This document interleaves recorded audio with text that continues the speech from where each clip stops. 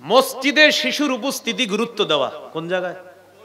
মসজিদে শিশুর উপস্থিতি গুরুত্ব দেওয়া। এটা মন দিয়ে শোনেন। বর্তমান সমাজে আমাদের অনেক সন্তানরা, শিশুরা, 6-7 বছরের শিশুরা মসজিদে গেলে হঠাৎ যদি ওরা কোনো দুষ্টামি করে, মুরব্বীরা ওদেরকে এমন ধমক দিয়ে বের করে দেয় মসজিদ থেকে, ও আর 2-3 মাসও মসজিদের কাছে আসে না। 18 নাম্বার, শিশুকে মসজিদে গেলে মসজিদে ওর উপস্থিতি গুরুত্ব দেওয়া। এবার আমি আপনাদেরকে একটা পরামর্শ হিসাবে বলি, 4-5 জন শিশু মসজিদে যদি আপনি নিয়ে যান, ওদেরকে যদি একসাথে নামাজের কাতারে দাঁড় করায় দেন, ওরা কিন্তু মসজিদে এলাকায় রাখবে না, অন্য কোথাও নিয়ে যাবে। এখন আপনারা একটা বুদ্ধি করবেন, অভিভাবকরা প্রত্যেক শিশুকে আপনার সাথে দাঁড় করান। এক কোণা আপনি দাঁড়ান, আপনার সাথে আপনার শিশু, মাঝে খাম্বা আছে মনে করেন কথার কথা, এখানে আরেক অভিভাবক তার শিশু নিয়ে দাঁড়াবে, আরেক কোণায় আরেক শিশু নিয়ে দাঁড়াবে।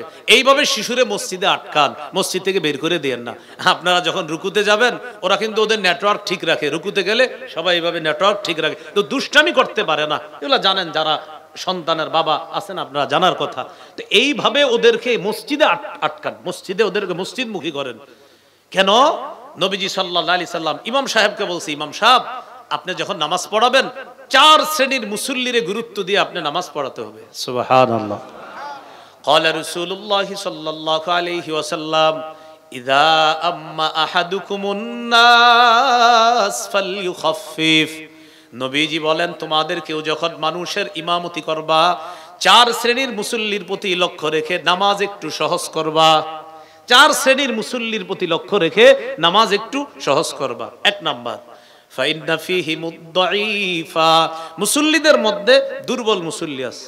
2 নাম্বার, ওয়াজ মারিদা, মুসল্লিদের মধ্যে অসুস্থ মুসল্লি আছে। 3 নাম্বার, ওয়াস সাগীরা, মুসল্লিদের মধ্যে শিশু মুসল্লি আছে। সুবহানাল্লাহ। কে আছে বলেন, কে আছে?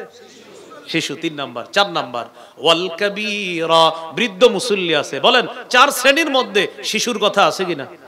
এখন বলেন, ইমাম সাহেবরে নবী বলছে 4 শ্রেণীর প্রতি গুরুত্ব দিয়ে নামাজটা একটু সহজ করেন, 4 শ্রেণীর মধ্যে শিশু আছে, তাহলে শিশুকে মসজিদে নবী আটকাতে বললেন না বের করে দিতে বললেন? আল্লাহ আমাদেরকে কথাগুলা গুরুত্ব সহকারে অনুধাবন করে এই 18 নম্বর অধিকার, শিশুকে মসজিদে তার উপস্থিতি গুরুত্ব দিয়ে এখন থেকে আমরা শিশুদের উপস্থিতি মসজিদে বাড়ানোর চেষ্টা করব। তবে দুষ্টামি যেন তারা না করে, ওই কৌশলটা আমরা অবলম্বন করব। অভিভাবক পাশে থাকার চেষ্টা করব। আল্লাহ কথাগুলা মনে রাখার তৌফিক দান করেন। 19 নম্বর, শিশুকে কোরআন শিক্ষা দেওয়া। আজকে আপনারা যে মাহফিলটা করছেন, মাশাআল্লাহ, আল্লাহ আপনাদেরকে সওয়াব দান করেন, উভয় জগতে জাযায়ে খায়ের দান করেন। কিন্তু জানেন আপনারা, এরকম 100 মাহফিল করলে আল্লাহর কাছে যত পুরস্কার পাবেন, এর চেয়ে বেশি পুরস্কার পাবেন মসজিদের মক্তবগুলারে যদি জিন্দা করেন। মসজিদের কি জিন্দা করলে?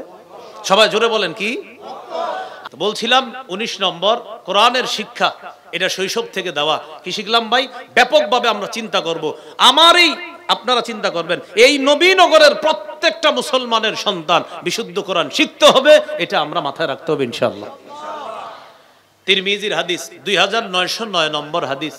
এই হাদিসের মধ্যে আছে রাসূলুল্লাহ সাল্লাল্লাহু আলাইহি সাল্লাম বলেন, খায়রুকুম মান তাআল্লামাল কুরআনা ওয়া আল্লামা, তোমাদের মধ্যে সর্বোত্তম ওই ব্যক্তি যে কোরআন শিখে অন্যকে শিখায়। দেখেন না কি সুন্দর করে শিখায় সকালবেলা হুজুরে। হামজা লাম জবর আল, হামিম জবর হাম, আল হাম, দাল পেশ দু, আলহামদু, ছোট্ট একটা বেত নিয়ে কি মনে পড়ে জীবনগুলা।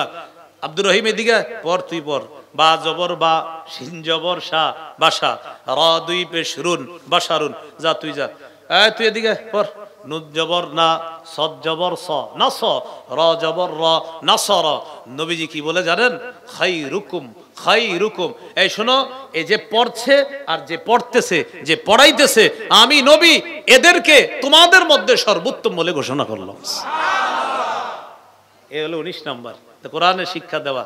আল্লাহ আমাদেরকে গুরুত্ব অনুধাবন করার তৌফিক দান করেন।